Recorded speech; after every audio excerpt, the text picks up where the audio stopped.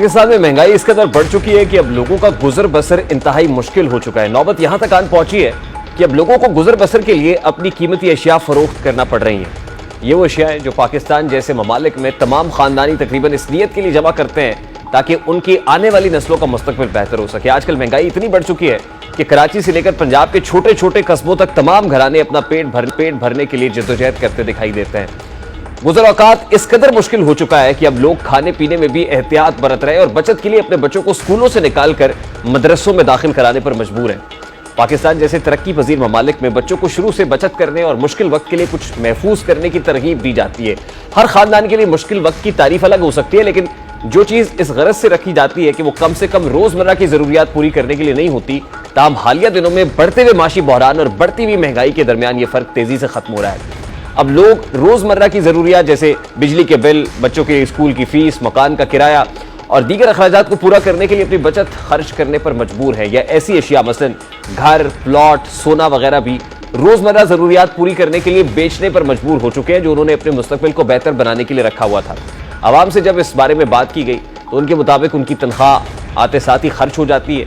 बाकी मानदा महीना गुजारा करने के लिए उन्हें कर्ज उठाना पड़ता है। अगली सैलरी पर वो कर्ज वापस करते हैं तो साथ ही उन्हें दोबारा से कर्ज लेने की जरूरत महसूस होती है। बाज लोगों का तो ये तक कहना है कि ये हाल सिर्फ उनका नहीं है, बल्कि उनके भाई और वालिद भी जरूरियात पूरी करने के लिए कर्जों में जकड़े जा चुके हैं। ऐसे लोग जो अपनी जरूरियात पूरी करने के लिए अपनी गाड़ी, सोना या कोई दूसरी चीज बेच रहे हैं, उनको ये फिक्र भी लाहक है कि हासिल शुदा रकम से कुछ महीने ही वो गुजारा कर सकेंगे, इसके बाद उनके पास मजीद बेचने को भी कुछ नहीं बचेगा।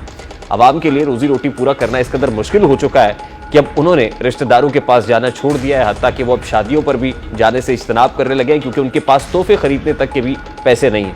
इसी तरह जब दुकानदार से उनके हालात और आवाम की कुव्वत इस्तिताअत के बारे में मालूम किया गया तो पता चलता है कि हालात इससे भी ज्यादा मखदूश हैं। ऐसा दुकानदार जो चिकन फरोख्त करता है, जब उससे बढ़ती महंगाई और उसके कारोबार पर पड़ने वाले असरात के बारे में दरियाफ्त किया जाता है तो वो बताता है कि महंगाई की वजह से मुर्गी की कीमतें आम आदमी की दस्तरस से बाहर है और मजीद कहता है कि गाहक अब गोश्त की बजाय जो पोटा, कलेजी और चिकन की टांगे वगैरह खरीदते हैं क्योंकि वो गोश्त खरीदने की इस्तिताअत खो चुके हैं। इसी तरह होटल से वाबस्ता अफराद से यही सवाल पूछा जाता है तो वो ये कहते हैं कि उन्होंने भी अपनी आमदनी में काफी कमी देखी है, हत्ता कि चाय पीने वाले अफराद की तादाद भी कम हो चुकी है। और उनके मुताबिक मेरे ज्यादातर ग्राहक दुकानदार, ड्राइवर और यौमिया उजरत वाले दिहाड़ीदार लोग हैं। अब वो पूरे कप की बजाय टोकन या जैसे आधा कप चाय कहा जाता है वो ऑर्डर देते हैं क्योंकि इसकी कीमत आधी होती है। इसी तरह उन्होंने बताया कि वो अपने होटल में गोश्त के जो पकवान बनाते हैं जैसे कीमा, कोरमा और गाय का गोश्त वगैरह, इसकी फरोख्त 80% कम हो चुकी है। लोग अब सब्जियों और दाल जैसी सस्ती डिशेस को तरजीह देते हैं। महंगाई की वजह से लोगों ने अपने तर्ज जिंदगी को यकसर तब्दील कर दिया है, वो अपना मयार जिंदगी मुसलसल नीचे की जानिब ले जा रहे हैं।